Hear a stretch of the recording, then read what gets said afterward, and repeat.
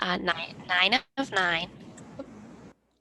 I can't believe it's already 9 of 9 and it went by very fast. And this topic today is huge and probably could be an entire conference in itself. I'm sure it is somewhere. So I'm packing a lot into this hour and I'm going to try really hard not to go over at all. But if anyone has any questions throughout the talk or just follow up things that you'd like help with or feedback on, you can always email me after the talk as well. And I'm happy to help you or your clinics with what you need. But today we're talking about self-care, and I always feel like when I talk about self-care, I hesitate because I worry that it's just a broken record or it's all things that you've heard before. And I've come to the conclusion, I've convinced myself that it's probably best if it is a broken record. I think these are things that sometimes we need to hear many times in many different ways from different kinds of people to really absorb it and feel like it's landing in the right way with us so that we can put things into action. I'm going to cover a lot of ideas and possibilities and motivations today. And if you are able to leave today's talk, even with just a couple things that you can do or things that you can identify in your own life, then to me that is a win and well worth the hour that we're spending together today. So the things that we're going to focus on mostly, thinking critically about the current self-care narrative. I think there are a lot of misconceptions and maybe we're thinking about things in a way that isn't as helpful. And so I want to cover that because I feel like for me, especially when I started thinking about it a little differently, it changed my behavior a lot. We're going to talk a little bit about why self-care matters, although I'm sure that's the most broken of all the records today. But I do think it's important to talk about and just remind ourselves why this is important. We'll talk about the different types of self-care, and then we'll just talk about the bulk of it. We'll be talking about how to take a more radical approach to self-care and just think about it in a different way. So I just want you to think for a second, and if we're in a room together in person, this is a little easier to do, but I just want you to think for a second about what you think of, what comes to mind for you when you think of self-care. So if people are saying, you should really take a weekend of self-care, or what are you going to be doing tonight for self-care? Or you're thinking, I'm so stressed out, I need to perform some good self-care. What comes to mind for you? And I'll share that when I Googled this, these are the images that came up, which I found very interesting. You can see this nice woman with a comfy sweater holding some fruit and wine. And I think this person, I don't know what this is, maybe some kind of spa treatment, someone getting their nails done, shopping. This is some avocado toast. Someone's putting lotion on their hand. So these were just the random images that came up when I Googled or when I put in like a stock images site self-care. Those were the words that I typed in. So what do you notice about those images? If that's what we are being fed as information about self-care, what does that tell us about what self-care is? Some of the things that I noticed were that they're very commercialized and consumeristic ideas of self-care. Oftentimes it's, buying something or paying for a service like a manicure or going shopping, that sort of thing. They're pretty surface level things. They're sort of a treat yourself sort of mentality. They're often very gendered. I don't know if you noticed that in the image, but it's a woman getting her nails done, a woman going shopping, a woman getting a massage. Those are typically seen as more feminine ideas of self-care, and they're typically being presented to women. And then a lot of them are about instant gratification versus sustainable changes. So the idea of, buying yourself something or getting a massage, there's nothing wrong with those things, which we will talk about. I certainly don't want anyone to feel that they can't treat themselves to a massage. That's equally important, but that's what we're constantly being fed with and presented with in terms of self-care. And a lot of those things are things that will help you feel better in the moment. And so for that reason, they are important to incorporate in your overall self-care plan, but they may not necessarily contribute to more of a long-term sustainable change in prevention and maintenance of self-care. So I want you to kind of keep that in mind. We'll be talking a little bit about this more later, but there is an idea of self-care versus self-kindness. A lot of what we've seen in those images are more like self-kindness acts. Again, those are super important, and that is a very large part of self-care. But if all we're doing is, buying ourselves a new pair of shoes on a stressful day, or getting a massage, or having a glass of wine at the end of the day, it's not going to be quite enough for us to do this work long-term sustainably. I also just want to contrast what happened when I Googled self-care for men, because I was like, well, maybe I will see some images that are different. If I look for them, I couldn't find any that were geared toward men, just women when I first Googled. So I looked it up, and these were a couple of the things that I found. This one said self-care for dudes, 7 things you can do to help de-stress your guy, which I thought was interesting and obviously a little bit more problematic because it was geared toward women, and it's not really self-care when you're doing it for someone else. But the ideas this article included were going to the gym, eating healthy, removing the guilt so that someone can feel good about taking care of themselves, not feeling guilty about it, meditation and mindfulness. The other thing that came up for me was the Manly Man's Guide to Men's Self-Care. So they said they made sure to tell us 3 times that this is for men, but the ideas included exercise, healthy whole foods, quality sleep, personal hygiene, social time. So if you can kind of notice the difference in what we're being presented with when we're, a consumer or someone looking for information or ideas about self-care, the ideas in these articles are awesome. This is what I would consider good self-care, taking care of your body, eating healthy, sleeping, not feeling guilty about those things. Those are what we should all think of when we think of self-care.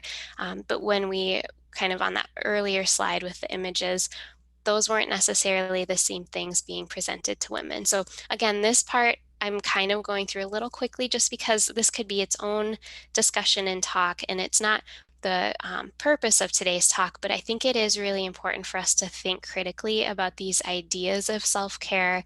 And when we're searching for resources or we're trying to get ideas or inspiration, and we're kind of stuck in that moment of feeling so overwhelmed and we know we need to take care of ourselves, but we don't know where to start, it's important to really think critically about what people are telling us is good self-care. And really, is it good self-care for us? Is there a better option? Is there something more sustainable? So that's what we're going to focus on today. We talk about self-care a lot. I was just mentioning to Sarah before everyone joined that whenever I do this talk, it's a good reminder for me about what kind of self-care I should do. And I wrote this talk and I don't do many of these things. I will fully admit that. And so self-care is hard. Even when you know about it, you understand it, you know what people should do, you give people advice on what to do, it's hard to do yourself. It's definitely easier said than done. And I think the reasons for that, and I think this is just the beginning of the list, I think it's a very long list, but I think some of the reasons that it's difficult to actually implement self-care in our lives, I do think we confuse self-care with self-kindness, and a lot of us are better at self-kindness than self-care. We'll talk about that a little bit in a bit. We also understand why self-care is important, but not necessarily how. We might even tell ourselves, I'm so stressed out, I need a weekend of self-care, I need an evening of self-care, but we may not know what that really should include or entail. I also think it's true that we just want quick fixes and comfortable answers. That is natural, and I feel that way often. If I'm stressed out today and feeling overwhelmed, I need something that's going to make me feel better today. And that is very true, and that's where some different kinds of self-care can come in. But I think we're a little bit less willing or able to invest in long-term sustainable changes. I think our field of vet med also kind of inherently cultivates burnout rather than sustainability. I think we can probably all think of how, we can take good care of ourselves every evening when we get home. But what does that mean long term if we're just waking up and going into a clinic or a position that is sort of requiring this high level of self care? That isn't our fault. And the need for us to practice self care and to take care of ourselves constantly is not a reflection on us not being able to cope. It is a reflection of this very stressful, high demand field that we're a part of. I also think that our current approaches to self care are just not radical enough. They're sort of surface level, they are very good. Quick changes, but I don't know if they're necessarily as long term as we need them to be. So, I guess the question is, before we even get into what kinds of self care we can do and how helpful different things are, the question is, does self care really matter? Do some people need self care, but not other people? Who needs self care? Is it a luxury or is it just a part of our career and our lives? I think these are questions that we should ask ourselves because our answer deep down is really what will inform our behavior and our motivation for taking care of ourselves. So, a couple things from the research. We know that burnout causes exhaustion, alienation from work activities, and reduced performance. I don't know how many of you here have experienced a level of burnout. And burnout, remember, is not necessarily a final diagnosis.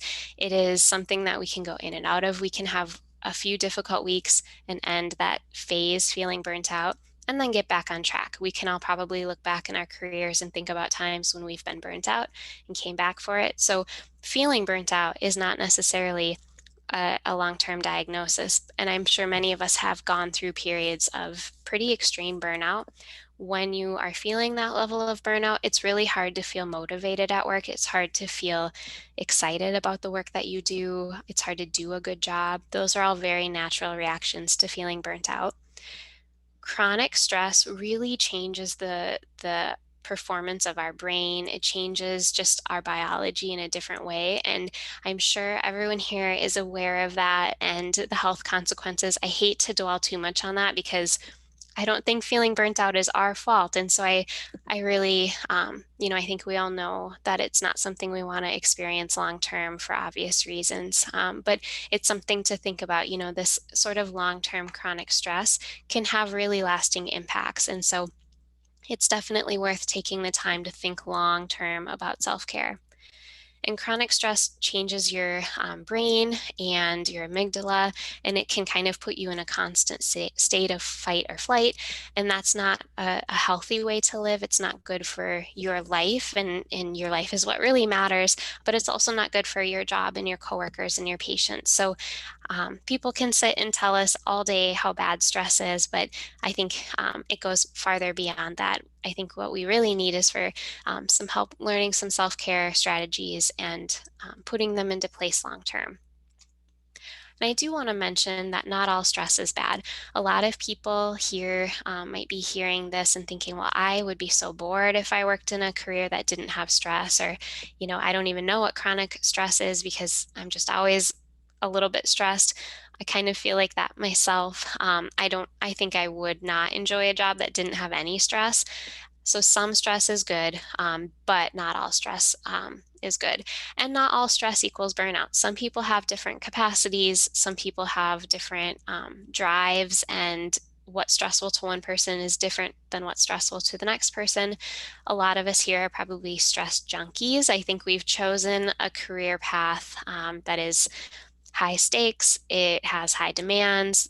It takes a lot of dedication to get where a lot of you have gotten. And so that is a reflection on a group of people who, on some level, operate well with stress. And that's a good thing. It can motivate us, it can push us to get things done, it can motivate us to advance and learn new things in our career. And I do think, the right amount of stress, it does make us better people and better professionals. Chronic stress without sustainable self-care, though, without that sort of break and rejuvenation in between, is what can lead to burnout. And that sort of chronic stress that feels like it doesn't have an answer, that there's no end in sight, that's what really wipes out, our how far we've come. So everything we've worked for, all of the progress that we've made in our career, everything we've learned, it can really feel like steps back when we're experiencing that burnout from chronic stress. And I think, most seriously and most concerningly in the veterinary field, I think we have all learned a lot about this in the last decade for sure, and it's being talked about more and more. But the suicide rate among veterinarians is higher than the general population, and just overall, rates of clinical depression and rates of job satisfaction, those are all indicators right now in the veterinary field that something does need to change. Partly, we all need to learn good coping strategies. I think that's a small part, and that's what we'll focus on today. But even more than that, I think structural changes need to be made within clinics, within the field, just a lot of things that we can't necessarily fix here in this virtual room today. And we won't talk too much about that because I realize that this group here, you're probably hoping to learn some things that you can take away and put in place yourself for you. And I think that's important. So we'll focus on that today.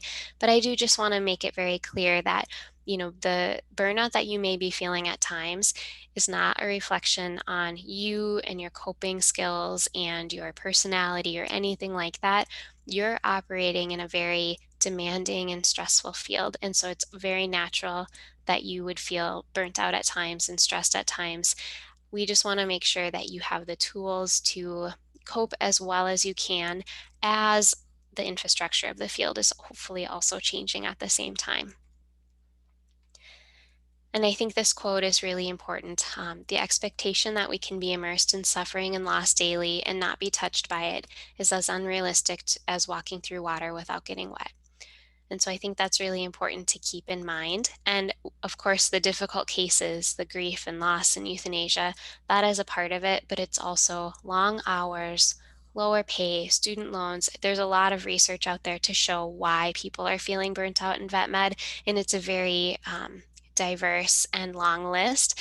And so it's good to kind of take a look at that if you have time to read through that and get a good understanding. We're not going to cover that necessarily in today's talk, but I think it's important to know that there's a wide range of reasons why we're feeling the way we're feeling, and very few of them are our fault. We can't control them necessarily, but we can control some aspects of how we cope with them, how we react. So we'll focus on that today. So, when we think about self care, I want today to focus on a different way of thinking about it, more of a deeper, sustainable kind of lifestyle type of way, rather than a self kindness way of, taking a break, taking a quick vacation, treating ourselves. Those are all very important things. But when we're feeling burnt out and when we're feeling that chronic stress, it really requires more of us. I think the very ironic and difficult truth of it is that when we most need to perform self care is when we least feel able to do it. And so, because of that, we can't just rely on our future selves taking care of us when we get to that point. We really need to lay the groundwork before we reach that point, or for our future selves, so that we have a really good foundation. And then when we're feeling that burnout and when we're kind of called upon to employ those self-care skills, we already know how, we already know what works for us. We've already got a good foundation laid. So when we think about this sustainable, more long-term approach, it's important to match your treatment plans to your diagnosis. So if you're feeling that acute stress and there's an end in sight, maybe you have a big deadline or you're short-staffed while someone's on vacation, that next week or the week after is going to feel a little bit better. It doesn't mean you should just sit and wait for that better time. You should still act and perform some self-care. But the idea is to just stabilize yourself. That's when it might make sense to employ more self-kindness, a night out with friends, a weekend getaway, buy yourself something that makes you happy. Those things do make sense often. But for chronic stress, that's when you want to think more about long-term sustainable changes and kind of maintenance of the self-care lifestyle. So the 4 things we're going to touch on are prevention, support, reflection, and maintenance. So when we talk about prevention, this is that idea I just mentioned of kind of trying to get to the root cause before it's causing big problems. When we have reached that point in burnout, which I'm sure many of us have, where it's just the idea of waking up tomorrow morning and going back to work feels impossible, or a Sunday night comes around and it just feels like it brings tears sometimes for people. Before we reach that point, this is when we want to focus on a little bit of that self-care foundation. And this kind of pyramid here, I think, is often flipped upside down in like pop culture, just what we think of when we think of self-care. Those images that I showed you from my Googling, often we think of kindness, self-kindness, like getting a massage, having a glass of wine. We often think of that as the basis of self-care, but really that needs to be flipped upside down. And thinking of our basic needs is that first step. I can't tell you how many times I have felt like I cannot cope with this day. It is so overwhelming. What more can possibly happen? This is feeling impossible. And then I start to think I need to take a break. I need to do this. I need to do that. And usually it involves self-kindness. Like I need to stop on my way home and get myself a cup of coffee. I deserve it. Those things are important. But what I have often skipped over is the idea of like, let me slow down and take a breath. Have I eaten anything today? Have I had any water today? That is often the step that I skip for myself, and I'm sure many of you do the same. You can kind of jump to like, what's wrong with me? Why am I not coping? What do I need to do? And we often just stop and we fail to stop and think, what does my body need right now? What does just my being need right now? And so I have this infographic here. I did not make it. Dr. Meg John Barker made it. But it's this idea of asking yourself, do I need to get some sleep tonight? Did I get good sleep last night? Have I had any water? When's the last time I had a healthy meal or a full meal or a meal sitting down? And one of the ways that I think about this basic needs is if you're a caretaker or a parent and your child is having a really difficult day, we don't usually jump to, well, do you think a new toy would make it better? Do you think should I get you some candy? We usually slow down and think like and this is fresh in my mind because I just babysat my toddler nephew for a week, and I would have to think to myself, when was the last time he's eaten? Does he need a snack? Have I given him water? What time is it? Is he ready for his nap? I would think about those basic needs for him, and I almost never think about those basic needs for myself.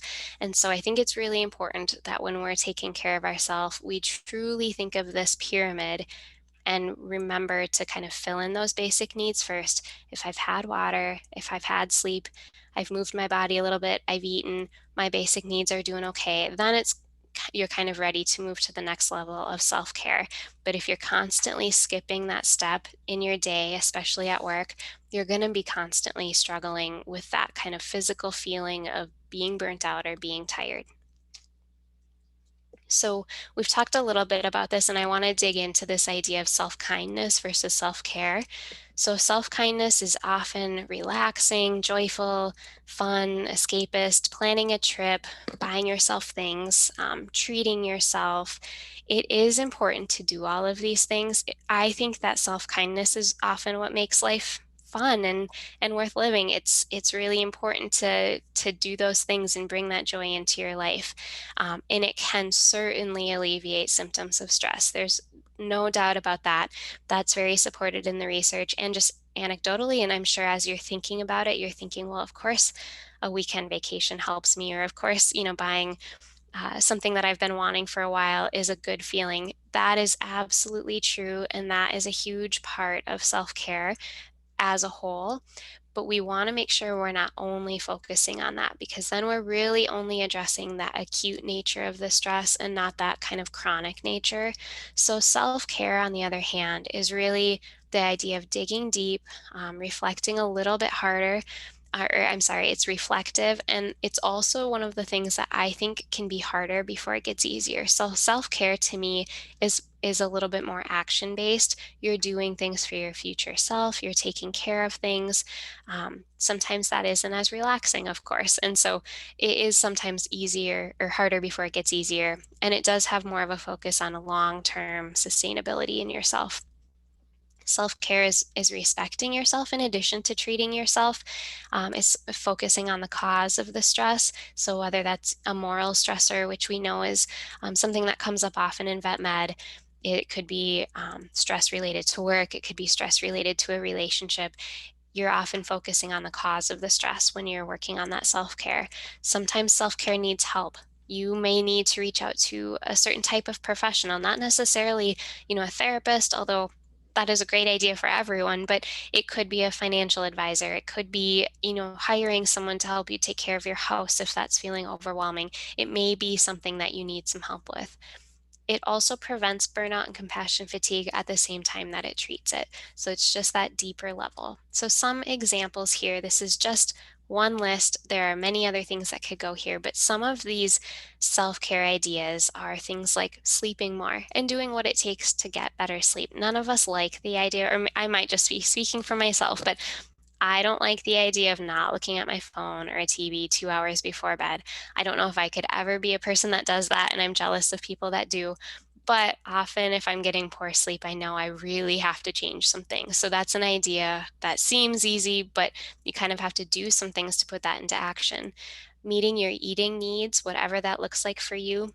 So if you are really into watching your macros, great. That's perfect. If you're not, totally okay, but are you getting fruits and vegetables, and is your body getting what it needs and not too much of what it doesn't need? Moving your body, whatever that looks like for you, it doesn't mean that you have to start going to the gym and lifting weights if that doesn't feel right, but walking your dog or doing some stretches, just paying attention to your body and giving it some attention in that way. Drinking water, deep cleaning your home. Again, you can see how this is a little different than self-kindness because most of us don't enjoy that, but it is something that can contribute to our stress when we have an unorganized place and we can't find our things. So kind of spending some time or hiring or asking for help. Meal planning, having a to-do list and helping you kind of organize your tasks in that way. Scheduling medical appointments, seeing a therapist, addressing financial issues, quitting an unhealthy habit, like if you've been feeling like you are drinking too much, if you're not liking how much you're smoking cigarettes, all of those things are things to pay attention to. Thinking about your career plan, your professional development goals, putting thought into that. So, this is just a list of examples of what we mean when we mean true self care and not necessarily self kindness. Self care is really doing things for yourself, doing things for your future self, almost like getting a handle on what's happening in your life. You can see that this list is not what you want to wait and do when you're feeling burnt out. This is more of that kind of chronic management plan that you want to put in place when you're in a better place, when you're not at that burnt out point, or you've just kind of gotten through a period of burnout and you're thinking, well, I'm going to kind of clean up. I haven't had time to do anything. I'm going to kind of get my life back on track and prepare for that next phase when work gets busy again, or whatever the case is. So I think it's important to remember that our needs don't just take care of themselves. We can sometimes wait out stress and it will go away. Sometimes our stress is related to things that resolve itself, like being understaffed temporarily, or having a stressful deadline or a party that you're planning where you're just thinking the next 5 days are going to be wild and then it'll be over and things will be back on track. That's a good kind of place to be. I think that is an ideal situation when you know there's a deadline for your stress. Most of the time, it doesn't work like that. Most of the time, these are just demands in our life that we have to figure out how to navigate. So it's really important to make it happen. Again, you need energy to make it happen. So you want to do these things when you're feeling like you don't need them. So scheduling a time for like life maintenance. That's what, I don't know if that's a common term. I call it in my house, but like on Sundays, that's a good day for laundry, meal prep, groceries, that sort of thing. Carving out that time, especially if you live a very busy life where you're taking care of a lot of people, carving out some time where you can kind of do these things that help your future self, your tomorrow self, or your next week self. Think about how you can kind of automate or organize your life in these ongoing tasks. So creating a weekly, like repeating to-do list. So laundry, meal prep, these are all things that you may have to do every single Sunday or every whatever day you choose. Just have that kind of repeating list and put it in your calendar, make a little calendar event. I'm a person that feels like if it's not in my calendar, I can't make it happen. So I have to put all of these things in my calendar, and then it feels like I can give myself the time to do it. So I'd play around with that and see what works for you, but really try to claim that time. And if you have help at home, if you have kids or a partner, make it a shared life maintenance time. These are things that can benefit anyone in the family. And even if they're not feeling stressed, it will help them from experiencing that future stress. Figure out how much time it takes you to do that, and then schedule in that chunk of time. I know for me, I like to have like 2 hours Sunday morning or Sunday evening just to get all my stuff done, prepare for the week. So I just put that in my calendar. And I've heard of people who set a timer and they might say, I'm going to just clean as much as I can for the next 20 minutes. And I've heard of people doing that after work for just 10 or 15 minutes a day, setting a timer, doing as much as they can, and then moving on with the rest of their evening. That's kind of a way to chunk that big project into smaller times throughout the day. I think it's really important to put some thought into what your future self will need. I feel like for me, I've learned this. This is self-care is a topic that is covered in social work and in our training as well. And so early on in grad school, one of my professors used to talk about our future selves and what we can do for our future selves. And it's become so second nature to me that I almost feel like I have this friend who's my future self that I'm doing things for. But I really try to think about what I can do now. And this is a learned thing. I never used to be like this. So if you're hearing this and you're just thinking, that's just not how I operate in my life, try it and see if there are any little habits. Programming your coffee maker so that you wake up to coffee rather than having to make it at 5 a.m. That's a little thing, but it gets your day started off better. Automating things as much as possible if you have bills or anything like that, that can be important to automate. If you've ever had the situation where you're on your way home from work and it's been such a long day, you're so tired, you just want to get home, and you look down and your gas tank is like almost getting empty. You could probably make it in the morning to work, but you know that there's a chance that your gas light will come on, or you'll start your day off stressed, or you'll have to, at 5:30 in the morning, groggy-eyed, stop at the gas station. That's a perfect example of how you can help your future self and just get it out of the way and set yourself up for a better day tomorrow. These are sort of long-term habits that you develop over time, and it might feel really minor as you're looking at this list and you're just thinking, I just don't think, I'm at a level of burnout that is so high that filling up my gas tank the night before is not going to help me.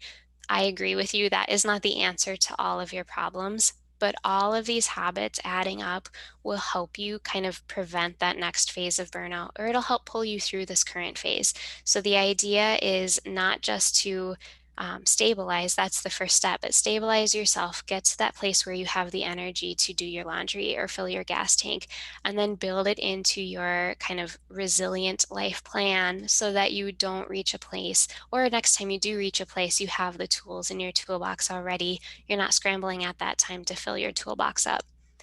So every time you do a task that you hate, and just kind of pay attention throughout the week when you hate something, I think we all get so used to doing things we have to do just as adults that we don't notice which things we hate and which things we don't mind. But kind of notice which things you hate and think about how you can automate it or make it easier for your future self. If you hate getting groceries, is there something you can do to make it easier for yourself? Can you have a template that you just copy every week? Can you delegate it to someone in your family? Can you do grocery pickup and just splurge on that once a week instead of going into the store? Um, if you hate vacuuming as much as I do, and you might have a dream of owning a Roomba someday, that is an example of just treating yourself to something that will help you avoid that repeating terrible task in your busy life in the future. And just think about where you can kind of gear your energy and money, and I realize that a lot of these things do take money, and many of us can't afford to do all of those things. We might not be able to hire out all of the things we hate or buy a Roomba for every room or floor of our house or a maid service, but it can be worth thinking about how you can invest a little bit of energy or money in certain areas to just kind of take control of your life and get yourself on that kind of self-care maintenance plan. Another very important aspect of self-care is support. And I think this is important because we put a lot on ourselves and we are absorbing a lot of stress in our careers in this field that we're a part of, the people that we're helping, and we absorb that from everyone else, and we very rarely ask for help from everyone else. And so it's kind of a one-way street with our stress. We're just taking it all in, and we're very rarely letting it out or asking for help. So it's important to remember that what we do in this field and just in our lives in general, being a parent, being a student, being a veterinarian, being a vet tech, these are all things that are very difficult. And a lot of you are doing many of them at once. And so it's important to remember that it's okay to ask for help. Belonging and being part of a community is a basic human need. So it's important to find your people just at work, in your professional life, but also in your personal life.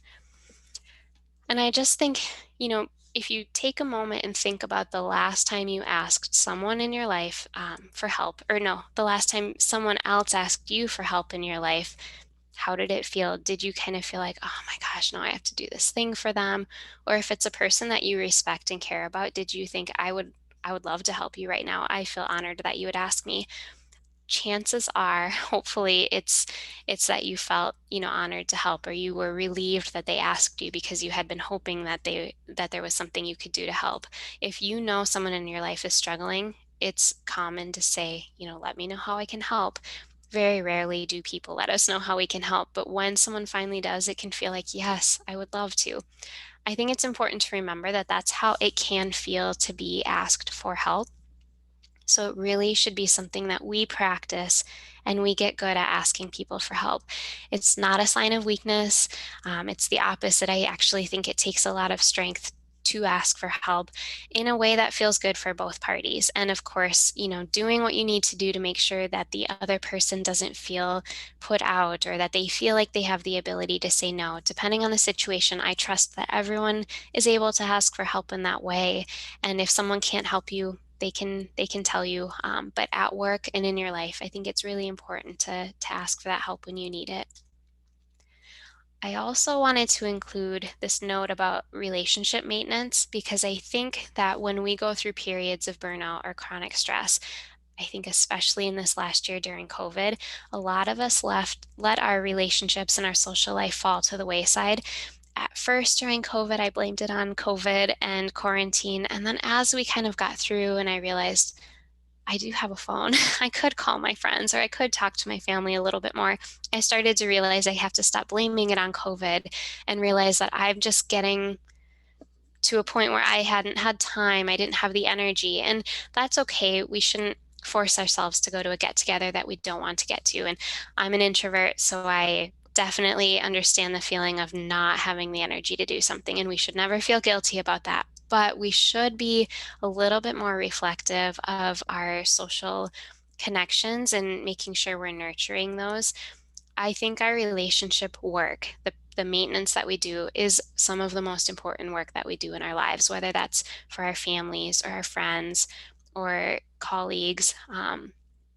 I think that a lot of the times our relationships get our leftovers. At the end of the day, if we have the energy, maybe we'll text a friend or we'll answer their email or we'll go out and do something with them. Some days that's just all we can do, and that's okay. But if that is starting to feel like it's constantly the pattern, then it's time to really reflect on that and see how you can carve out and prioritize those relationships a little bit more. So, the other part of self-care, kind of this sustainable long-term self-care management plan that we've been talking about, is the idea of reflection. And that's really this idea of being self-aware and noticing when you need self-care, noticing when you need self-kindness during versus self-care, when you're starting to feel burnt out, and kind of learning how to tune into yourself to notice when these things are happening. So, reflection is just activities that allow you to take a step back and just kind of reflect on your current well-being, your workload at home, at work, how you're coping, what your resources are, feeling like you're just stepping back and taking stock. When we're extremely burnt out or extremely overwhelmed, we are just diving into what we need to do. We're in survival mode. We're trying to get through the day. That's a very natural response to an overwhelming stress. But at the same time, it's important for us to pull ourselves out of that a little bit and just reflect. So, some ways that you can do this are simply just thinking about it, taking a moment each day. For me, it's when I walk my dog because there's not much else to do while I'm walking my dog. So, I tend to think about my day. Or if you have a commute, sometimes it's nice to just zone out and think about your day, think about what you have on your plate, what's in front of you. You could also journal, practicing mindfulness, which may be meditation, or it may just be eating without the TV on and thinking about your food, or walking without, you know, earbuds, and just thinking about what's happening. And so, thinking about talking to a professional, talking to a friend, those are all ways that you can build in that time for reflection. No matter how you do it, no matter what works for you, it's really important that you do build in time, and that you kind of, in some ways, force yourself to take that step back when it's not coming naturally to you. So when you're taking stock, one of the ways that you can do this, and this could look different depending on your approach, depending on your situation, but one of the ways is to think about what's causing you stress. I sometimes just I have a notebook where I will just write down all of my to-dos slash stressors. So if there's something on my mind and it's not even a to-do yet, it's more of an issue or a stressor, I'll write it down. Once you have that long list, which what I normally find is the list is not quite as long as it feels. And even just the act of writing down what is stressing me out, or what I have to do, what has to change, when I write that down, it actually feels more manageable. Just seeing the words on the paper, it feels depersonalized, it feels more objective, it just feels more manageable. So that in itself can be a really helpful action for you. But once you do have that written down, the idea of what is keeping you up at night, kind of think about them in terms of changeables and unchangeables. For changeables, that means, what do you need to do to change the circumstance? Is it something that you can do? Are you struggling with your schedule at work? That is something that you'd have to really think, is this changeable or is it not changeable? I think sometimes we tend to think that the tough things are just unchangeable. If we really step back, we might realize this is changeable. It's not going to be easy. It may take some radical actions or changes, but it is something I could change if I decide that it needs to change. So, kind of noting what things are changeable and what things are not changeable. Once you have an idea of the changeables, which most things will be a changeable, you can start to determine the goal. So I'm going to use that example again of a work schedule. If you're really struggling at work, you feel like you're consistently working way more hours than you want to or can fit in or agreed to, or maybe you're really struggling with the shift that you've been assigned and it's not working for your family, it's just causing a lot of stress, it keeps you up at night worrying about it.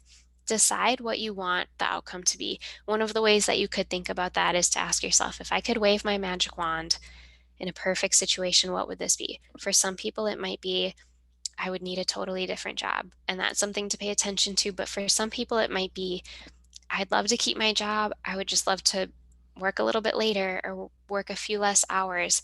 And then break it down into manageable pieces. So for this example, it might be, well, I need to talk to my manager to find out if there is even an option for me to work a different shift. Or I need to delegate some of the things on my plate so that I'm not consistently working 55 hours a week. I'm working 40 or 45 hours a week. So, kind of breaking it down into what would need to change. It's a really difficult process because sometimes we write down things where we're like, I don't want to have to do this. Like, I don't want to have to talk to my manager about changing my shift. I just started here, or I know we're understaffed. That is a difficult thing to write down and see, and you may decide, I'm not ready to do it yet. I'd rather live with this stress for just a little bit longer. But even just the thought process of going through and figuring out what would need to change is helpful in itself, and it kind of makes it feel a little bit more manageable as you go on. The next step would be to enlist some help. So figure out if there's anyone that can help you, if you can delegate, if you can ask for advice, if you have a mentor professionally, or if you have a boss or a coworker that you trust that you can talk through these things with, or if you can ask for support. I think with a lot of things related to jobs, it can feel like it can't change or it's not manageable. But as someone that has a team who often brings things to me saying, I know we can't do anything about this, but it's really weighing on me. 9 times out of 10, there is actually something we can do about it. And if they hadn't brought it up with me, it would never have changed. We could never have brainstormed together. We could never have made any structural changes. And right now, it's a tough time in veterinary clinics. And I would like to think that a lot of clinics right now, especially, they want to work with each other, with employees and management to make things work. A lot of places are short staffed. I know that brings a lot of challenges and it can make it feel like, well, I realize there are all these things I should do, but I don't have the time, or my clinic, there's no way that would work there. And maybe that's the truth, and maybe that is part of the unchangeable nature. But so many times, if we organize our thoughts, we think of a couple of potential solutions, we talk to someone who can help us with it, we may be surprised at what can change. And so I think it's important to remember that when we're in that phase of burnout, when we are feeling just chronically stressed and at our limit, everything really feels impossible. It erodes our hope, it erodes our motivation, it erodes so much of ourselves that sometimes we get stuck in the mindset of, this is just how it is now, or I am not able to change anything. I don't play a role in the change here. And I think sometimes that is true, but so often it's not true. It's that fight or flight response that we're having. It's the more flight aspect of it where we just think, there's no way that I can do this. I don't even have the energy to think through what would have to change. That might be true. And that's where someone else can kind of come in and help you, whether it's your partner at home talking through, the list that you're going to bring up with your manager, or going straight to a coworker or someone in your clinic that can help. For the things that are truly unchangeable, it is this age old idea, which is true, that you can control your response to them. This is sometimes impossible to feel good about or believe when we are feeling super overwhelmed. I have times where I would hear this and I just think there's no way. Like, I know it's easy for someone to say that I can control my response to this, but this is just too much or overwhelming, or no matter how I look at it, it's terrible. Sometimes we are stuck in that, and it's okay to let yourself believe that for a little while, and it's okay to have these negative thoughts. That is okay. We can't always change how we feel in that way, and sometimes just letting that wash over you, it will pass, and then kind of regaining control of the situation in a way where you're feeling self-aware, you are able to kind of perform that self-care. That is really key. And sometimes that can take a little bit of time, and sometimes it can take lots of support from other people. But you can build those coping skills. And the trick is to not wait until you're in that moment to try to gather all the tools and put them in your toolbox and learn how to use them and put them to use right away. The key is to build that toolbox and develop those coping skills that we've talked about, so that when you reach that point, you have them and you know what works for you. You know how to delegate. You have your grocery list template. That's kind of all in place for your future self to support you through it. So when you're managing that response, and you're kind of managing your coping skills in that way, a couple ways that you can do that are to tune in, to your negative dialogue. If you are having a lot of negative self-talk, that's okay. You just want to notice it and just kind of interrupt it a little bit when you can. All or nothing thinking, that's a very common thing that happens when we're feeling that burnout or stress. And it just feels like, if things aren't great right now, it starts to feel all consuming, like nothing is great. My entire career is, you know, at risk, or I hate all of my job, when really our brains, if we are able to take a step back, we can realize, well, I'm just struggling with this part of it. Or if I could just change this piece, it would be much more manageable. But sometimes our brains need a little bit of a push to think in that way. And we also often disqualify the positives. So sometimes we forget about all of the wonderful things in our lives, or all of the people who are there to help us, or all of the options we have in front of us.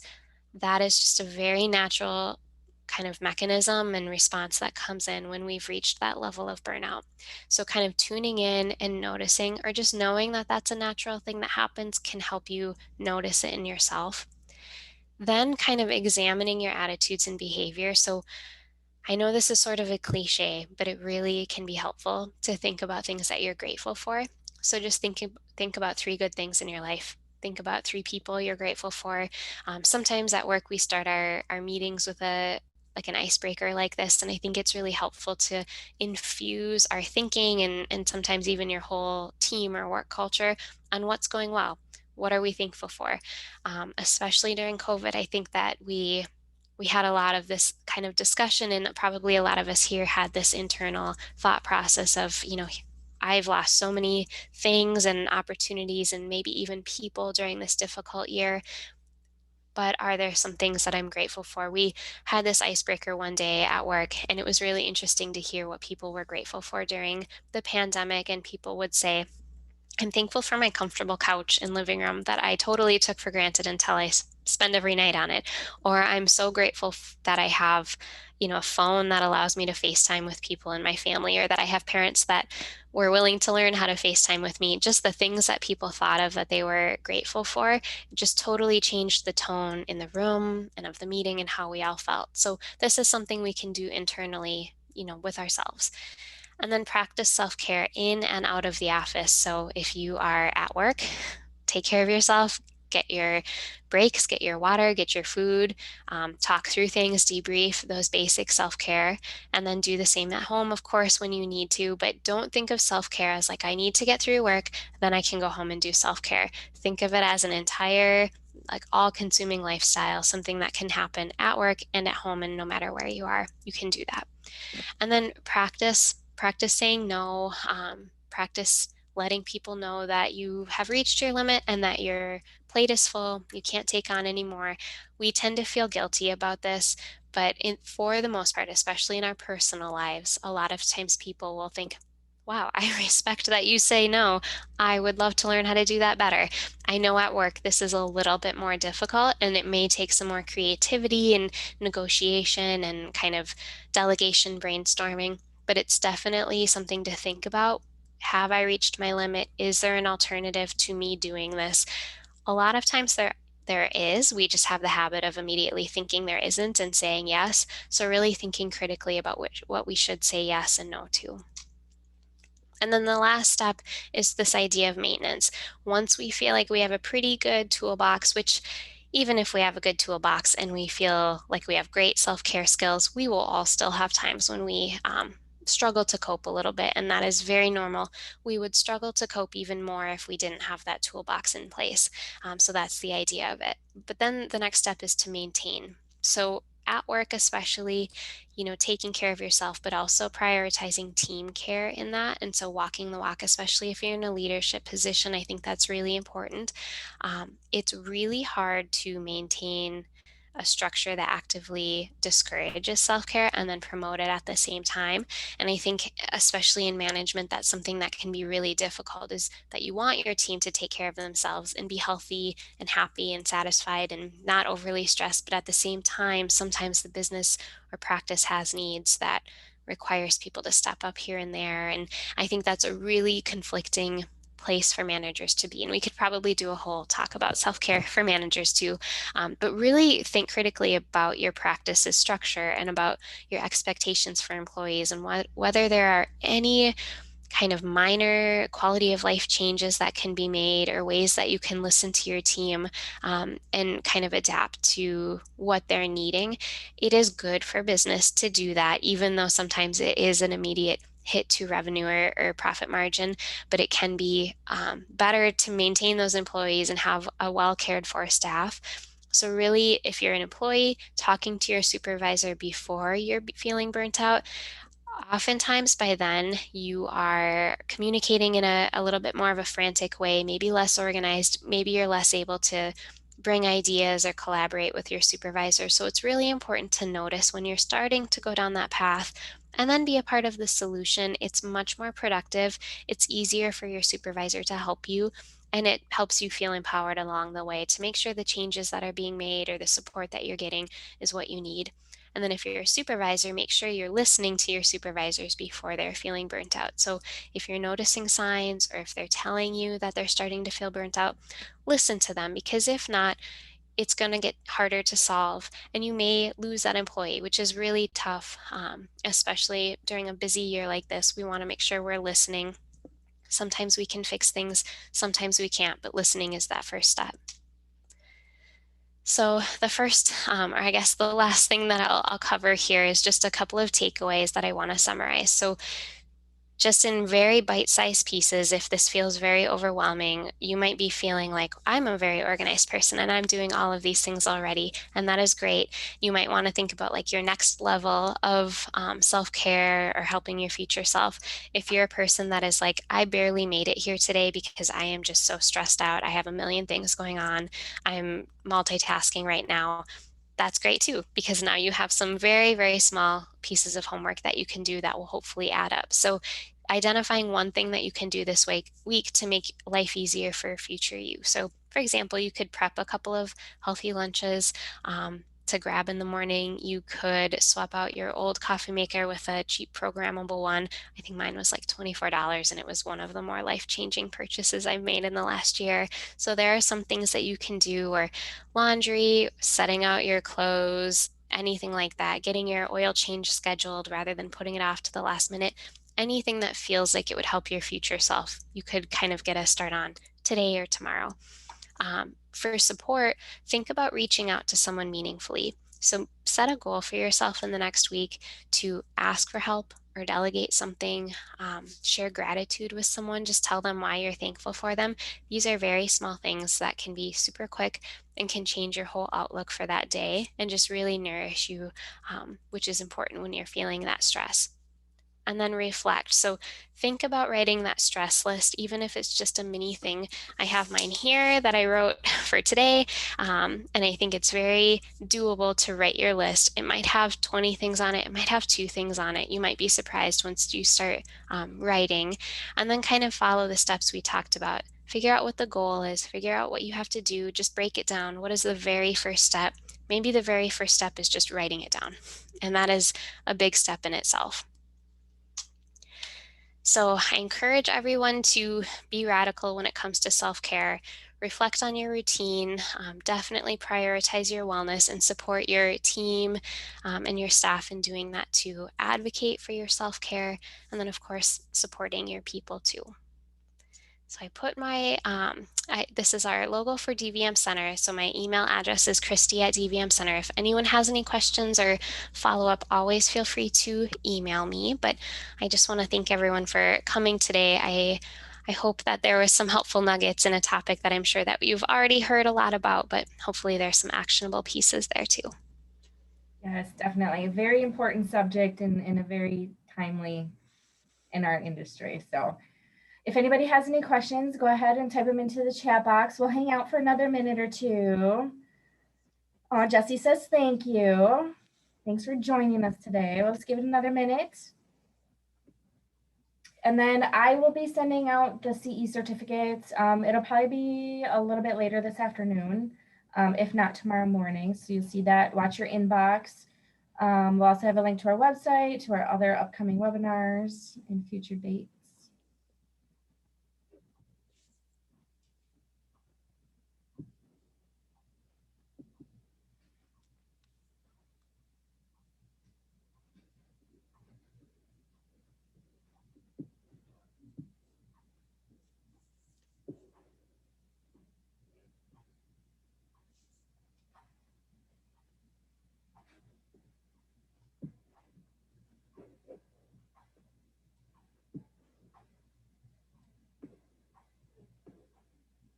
Aw, thank you, Dr. Kim. She said thank you. Excellent presentation. Oh,